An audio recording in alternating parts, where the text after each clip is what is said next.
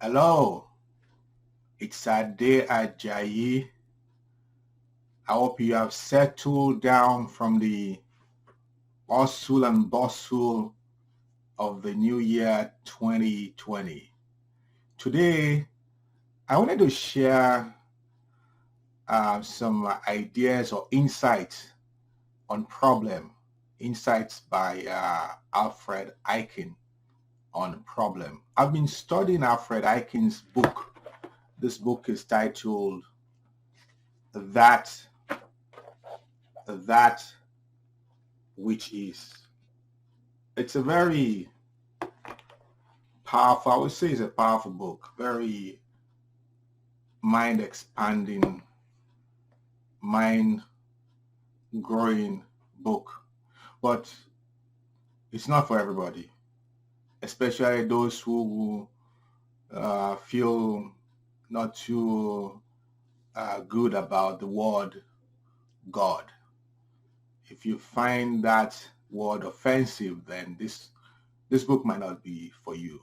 But before I go to that uh, passage on problem, for those who might be interested in getting his book, That Which Is, I wanted to read a passage on what Alfred Eichen said about why he wrote this book.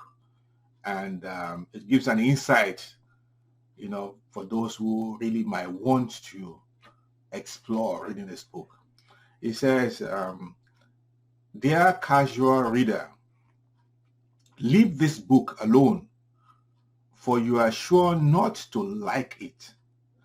It is not meant as entertainment, nor is it a work designed to develop your personality and enable you to influence your friends. It is not a system that will improve your card playing or increase your winnings at the racetrack or on the stock market. It's just saying for casual readers, this book is not for you. Now, he went further here. He said these are now for those who are really ready for this book. He said these pages will bring to your remembrance John 14:26. This is about when Jesus Christ talked about the Holy Spirit. He said these pages will bring to your remembrance John 14:26 facts concerning yourself. The work is not didactic, not intended to make you angry, to preach at, or to you to be rude or insulting. However, the personal intellect or thinker will find it all of these. That is, those who depend on their intellect will think that this book is made to make them angry or to preach to them. But he said, only the one who is truly seeking to know what is truth, will find value in this work. And that the truth he seeks is closer than his very breath. A fact ever at hand, untrammeled by personal modes and mores. Yes, that's quite true. For those who are seeking truth, I would say this book is highly recommended. But be ready. It's like going on a roller coaster. It's mind blowing. Definitely, if one stays and reads this book, you will never bow down to anybody. It's gonna cause a rethinking, especially when in this year 2020 we need to go up higher. Now, let me go to that part about problem. This passage, so it's It's a chapter 8 on action. He says, drop your problem. As pointed out again and again, do not keep working at it or trying to walk away from it. Do not hurl statements of truth at the difficulty as a small child might throw stones at an attacking grizzly bear. Such an attempt is walking wholly in the field of metaphysics. It's making the problem more real and truth less all. Any result one may seem to get from such operation depends upon his faith in his treatment, not from his awareness that God is all, which leaves nothing to treat. That's the power. In a summary, it's just saying, forget about the problem. Let go of the problem. Take hold of truth. This is not saying that we should deny the problem. To deny is only reinforcing the problem. But this is saying, yes, we acknowledge this appearance of a problem. It's only an appearance. It is only a shadow. It is not the real thing. The real thing, which is based on this principle that God is all is God.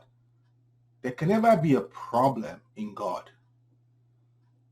Where then is this problem? The problem only lies in that puny human mind that thinks it is separate from God. We are to let go of that so-called problem. We're not denying it. We only see it as kind of a signal to that behind this problem is truth.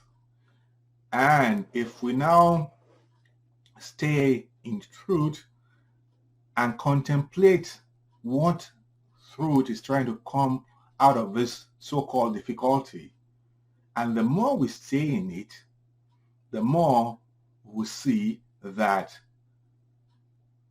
just like, how would I call it, a cloud or a smoke or a shadow will go away, and the real thing, which is the truth, will come out to reveal itself. But it will not happen if we try to fight a lie.